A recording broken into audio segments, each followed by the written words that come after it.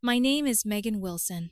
I'm 34 years old, from Columbus, Ohio, and for almost 2 years, I kept confusing emotional exhaustion with love. My boyfriend, Adrian Cole, was 31, funny, charming, the kind of man who could walk into a crowded restaurant and somehow have the waiter laughing within 5 minutes. He dressed well, even for grocery runs. Remembered birthdays better than I did.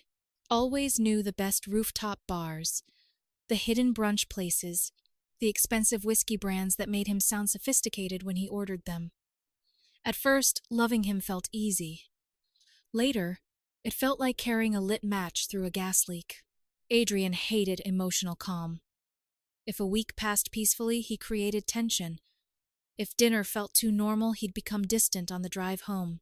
If I stayed calm during an argument, he escalated until I reacted. Then he'd accuse me of being cold. For months, I told myself every relationship had rough seasons. I blamed stress, my work hours, his insecurities, the condo, timing anything except the truth sitting directly in front of me. Adrian needed chaos. And every time he threatened to leave me, I ran after him. Maybe we're wrong for each other. Maybe I need space. Maybe you don't love me enough. Maybe I should just disappear so you understand what losing me feels like. Those were his favorite lines, and every time I soothed him, reassured him, talked him down from cliffs he built himself. Until Friday night. I was still at the office finishing end-of-month routing reports when Adrian texted asking if I could pick up Thai food on the way home. I replied, "Sure." 10 minutes later, another message arrived. "Why are you being so short with me lately?" I stared at it, already tired. "I'm just busy. I'll be home soon." That should have been the end. Instead, 3 long paragraphs appeared. He said I'd been distant, said he felt unwanted, said I only fought for the relationship when he pushed me to the edge emotionally. I rubbed my forehead and typed carefully, "I'm literally working. We can talk when I get home." 3 minutes later, my phone buzzed again. Maybe we should just say goodbye. I stared at those words under the fluorescent office lights while the air conditioner hummed above me. In the past, that sentence would have started the same cycle. I'd call immediately. He wouldn't answer. Then he'd finally pick up sounding wounded, and I'd spend 2 hours convincing him not to destroy the relationship he'd threatened to destroy himself. But something inside me felt tired in a permanent way that night. Not angry, not dramatic, just done. I typed 4 words. "Okay. Goodbye, Adrian." Then I placed my phone face down and finished my report. By the time I reached the parking garage, I had 11 missed calls. The texts came in waves. Angry, confused, panicked. "Megan, are you serious? Stop acting childish. Pick up the phone. I didn't mean it like that. Why are you doing this?" I drove home anyway. Adrian wasn't there. His car was gone. He'd gone to his ex-girlfriend Chloe's apartment, the place he always ran to whenever he wanted me jealous enough to beg. Honestly, it made everything easier. When I walked into the condo, the silence hit me first. Not tense silence, real silence. I stood in the hallway looking around like I was seeing the place clearly for the first time in months. His sneakers beside the door, his cologne bottles crowding my bathroom counter, his leather jacket thrown over my dining chair, the framed quote he insisted we hang near the kitchen. "Real love fights for each other." I almost laughed. Instead, I opened the storage closet and pulled out moving boxes. I packed slowly, carefully. Not rage packing, closure packing. His hoodies folded neatly into bins, toiletries sealed into zip bags. Watch charger wrapped carefully, laptop accessories organized by cord type because Adrian once accused me of destroying his property after I misplaced one cable for 2 days. At 10:37 p.m., he called again. I let it ring. At 10:42, another text appeared. "I'm coming home, and we are talking about this," I replied once. "Your things will be ready for pickup tomorrow between 10 a.m. and noon." That's when the real meltdown started. He called me heartless, Said no emotionally mature woman ends a relationship over one text. Said he only threatened goodbye because he was hurt. Then he sent the message that changed everything. I didn't think you'd actually say goodbye. I stared at that sentence for a long time. Not, I'm sorry. Not, I didn't mean it. Just shock that his bluff had finally failed. The next morning, the building cameras showed Adrian sitting outside the entrance in Chloe's car for almost 10 minutes before buzzing my unit. I didn't let him upstairs. I met him in the lobby carrying the first 2 storage bins myself. His eyes were swollen like he'd cried all night, but underneath the sadness was something stranger. Disbelief. Like consequences had arrived incorrectly. Megan, come on, he said quietly. Are you seriously doing this?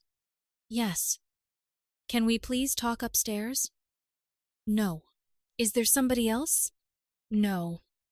Then why are you acting like 2 years meant nothing? I looked directly at him. Because they meant enough for me to stop letting them get weaponized against me. That shut him up for 3 seconds. Then, Chloe climbed out of the passenger seat and walked toward us in oversized sunglasses like she'd been invited to mediate. Adrian's emotional right now, she said. Couples say things during fights. I nodded once. He said goodbye, I replied. I agreed. I brought the rest of his belongings downstairs in 2 more trips. With each box, Adrian became more emotional. By the last trip, tears had turned into anger. You're going to regret this, he snapped. You always run when things get difficult. I handed him the final box. No, I said softly. I just stopped auditioning for Basic Respect. His expression changed. Cold. Cruel. You know what your problem is, Megan?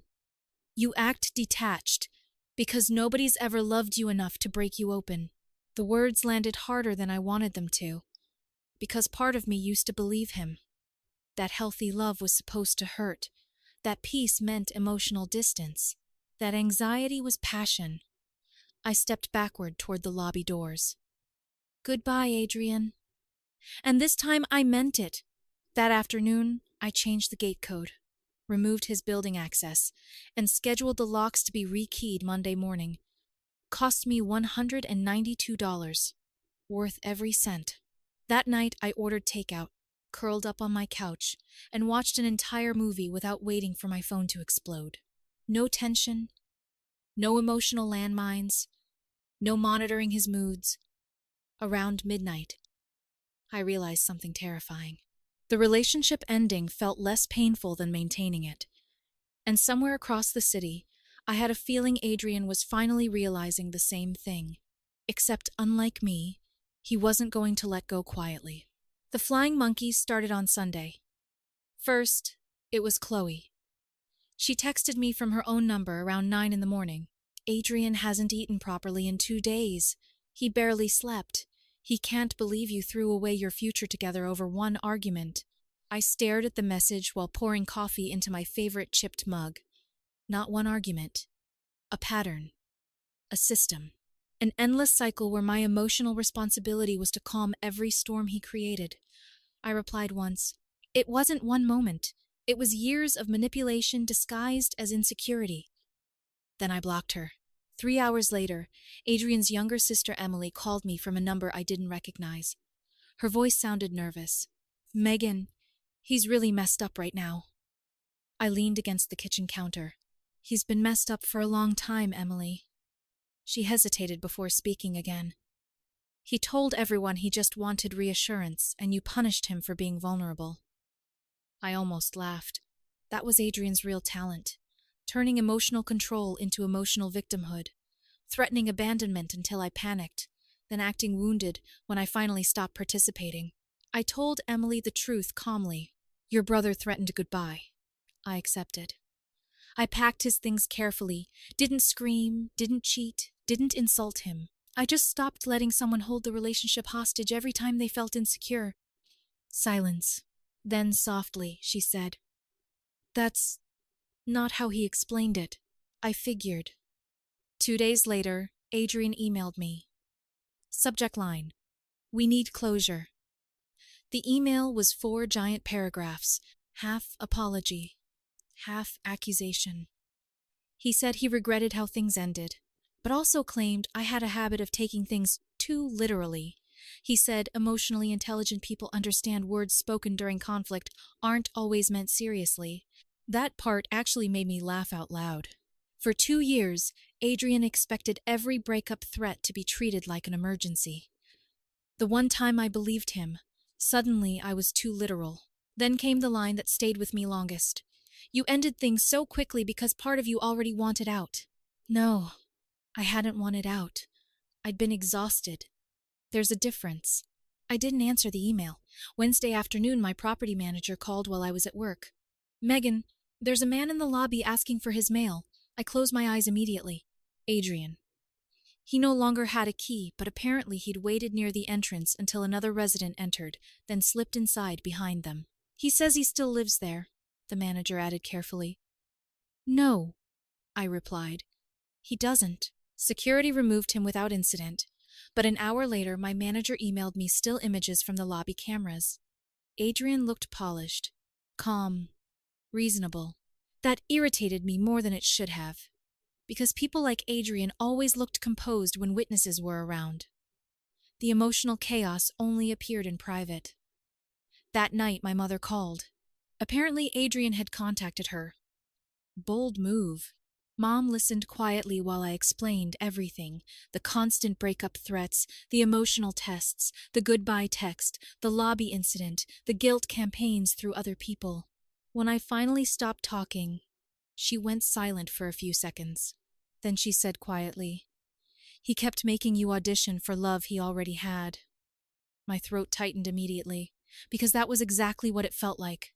An endless audition, an endless test, an endless cycle where I had to keep proving loyalty while Adrian kept proving instability. The next morning, another text arrived from a new number. "Did you seriously tell your mother about our private relationship problems?" I didn't answer, but I saved the screenshot. That weekend, my friend Natalie dragged me to Cincinnati for a baseball game because she said if I stayed inside my condo any longer, I'd start emotionally fossilizing. We sat in terrible seats eating stale nachos while she talked about her coworkers and awful dating stories. At some point during the third inning, I realized something strange. I hadn't checked my phone in almost 2 hours. That used to be impossible. Being with Adrian trained me to constantly monitor emotional weather conditions. Silence meant danger. Delayed replies meant tension. Too much affection meant a fight was probably coming afterward. But sitting there in that noisy stadium, for the first time in years, my nervous system felt quiet. When I got home Sunday night, a white gift bag was hanging from my condo door. My stomach dropped immediately. Inside was the framed photo from our Chicago trip, Adrian's favorite picture of us. The glass had been removed. The photo itself had been bent sharply down the middle. There was also a handwritten note. "If goodbye was so easy for you, keep the memory." I stood there in my kitchen staring at the bent photograph while cold fear slowly replaced sadness. Because heartbreak was one thing. This felt different, calculated. I photographed everything. The note, the bag, the damaged photo. Then I created a folder on my laptop labeled Adrian. That was the exact moment my instincts stopped telling me this breakup was emotional and started telling me it might become dangerous. 2 weeks later, things escalated fast. I worked in a secured office building downtown. Badge access, front desk security, visitor logs. Around noon, the receptionist called my extension. "Megan, there's a man downstairs claiming he's your boyfriend, and he needs to deliver something important." Boyfriend. Not ex-boyfriend. My chest tightened instantly. "What's his name?" "Adrian." I exhaled slowly. "He's not my boyfriend. Please ask him to leave." He left an envelope anyway. Inside was a folded note. "You don't get to throw me away like I'm nothing. No apology, no accountability. Just possession disguised as heartbreak." That same afternoon, one of my coworkers stopped by my desk. "Megan," random question, "are you okay?" I looked up carefully. Why? She hesitated awkwardly. Some guy called the office earlier asking if you were emotionally stable enough to handle your position. I felt actual ice move through my stomach. That was the moment. Fear fully replaced guilt. Because this wasn't sadness anymore. It was punishment. That night, Natalie gave me the number of an attorney her cousin used during a harassment case. His name was Daniel Mercer. Straightforward. Calm, mid-30s. The kind of man who listened carefully before speaking. I brought him everything. Screenshots, emails, lobby security stills, the damaged photo, the office note, third-party messages. He reviewed the folder quietly for almost 20 minutes. Then he looked at me and said something that changed the way I saw the entire situation. He keeps escalating because every previous escalation worked. I sat there silently. Daniel continued. He's not grieving the relationship. He's panicking over losing control of the emotional dynamic. Hearing someone say it out loud felt horrifying, because deep down, I already knew he was right. Daniel sent the cease and desist letter that Thursday. Adrian signed for it Saturday morning. Saturday night, he called me from another unknown number, crying so hard, I could barely understand him. You're trying to make me look dangerous, he kept saying. I just wanted one conversation. Then his voice changed completely. If you'd just meet me privately like an adult, none of this would be happening. I hung up immediately. 2 days later, I went on my first real date since the breakup.